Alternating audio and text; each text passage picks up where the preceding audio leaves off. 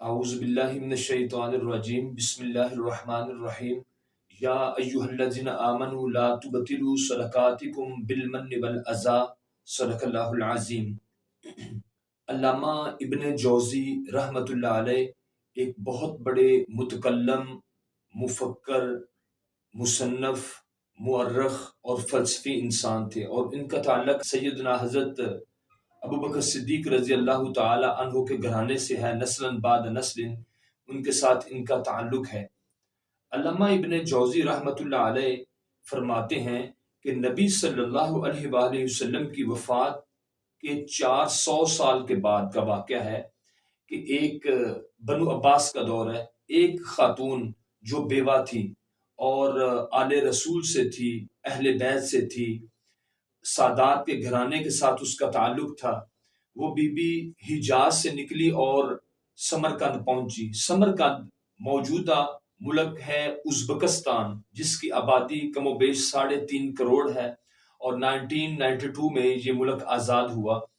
تو ازبکستان ملک میں، جس کا پرانا نام سمرقند ہے، یہ بی بی حجاز سے نکلی، عرب سے نکلی، اور ازبکستان ملک موجودہ جس کا پرانا نام سمرقند ہے وہاں پہنچی۔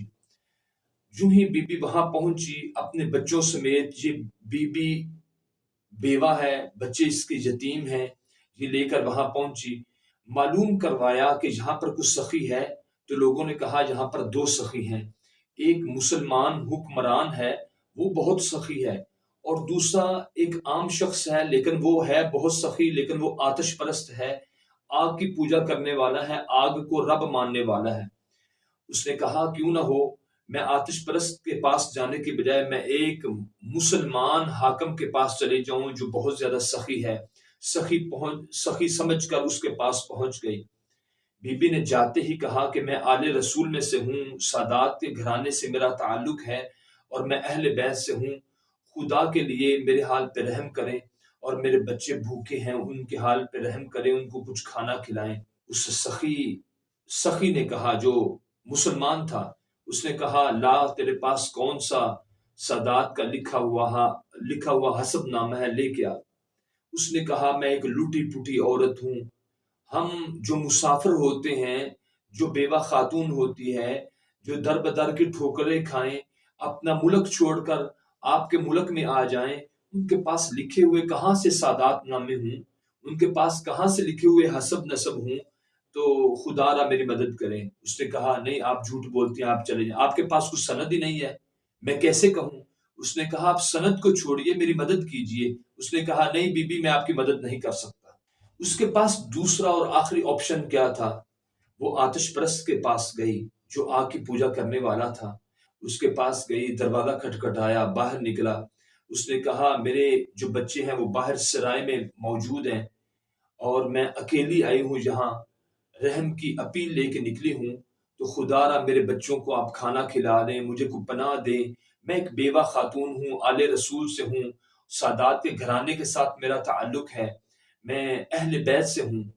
تو اس آتش پرست کی آنکھیں عزت کے ساتھ، شرم کے ساتھ نیچے جھک گئیں، نظر اٹھائی، اپنی بیگم سے کہا کہ ان کے ساتھ جاؤ، سرائے سے بچے لے کے آؤ، ان کی بچیاں لے کے آؤ، ان کو اپنے گھر کا مہمان بناؤ، ان کو کھانا کھلاؤ، دن چڑھے بات ہوگی جو بھی بات ہوگی۔ اب رات کے وقت رسول اللہ صلی اللہ علیہ وآلہ وسلم اس مسلمان سخی انسان کو ملے جس نے پہلے دھتکار دیا تھا، کہا تھا کہ سند لے کے آؤ، تیرے پاس اہل بیت کے گھرانے کی سند کہاں پہ ہے؟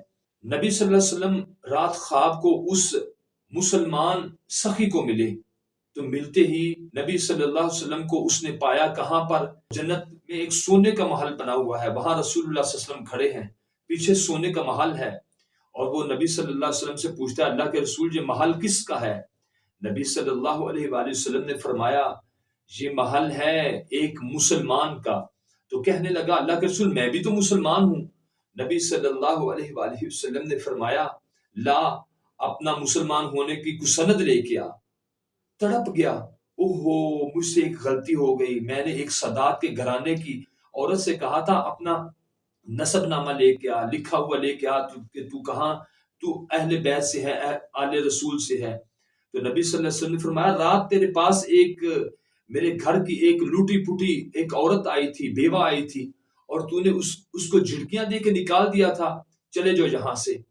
اور پھر اس کے بعد نبی صلی اللہ علیہ وسلم نے اس آتش پرست سے کہا، آپ نے فرمایا کہ تیرے پاس ایک میرے گھر کی ایک خاتون آئی ہے، اس کا ذرا خیال کرنا۔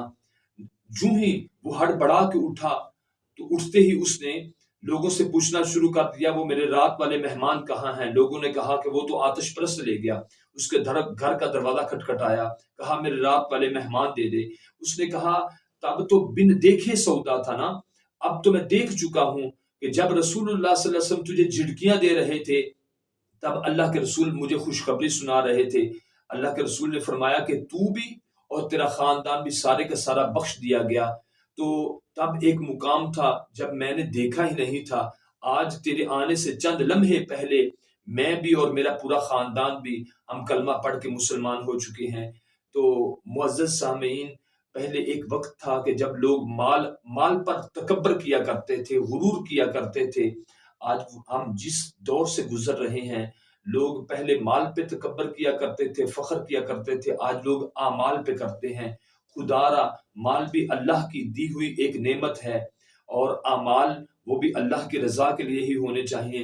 یا ایھا الذین آمنوا لا تبطلوا صدقاتکم بالمن والأذی، اے لوگوں اپنے صدقوں کو باطل نہ کر بیٹھنا، اپنے صدقوں کو ضائع نہ کر بیٹھنا، کسی کے ساتھ کسی کے اوپر احسان جتا کر اور کسی کو تکلیف دے کر۔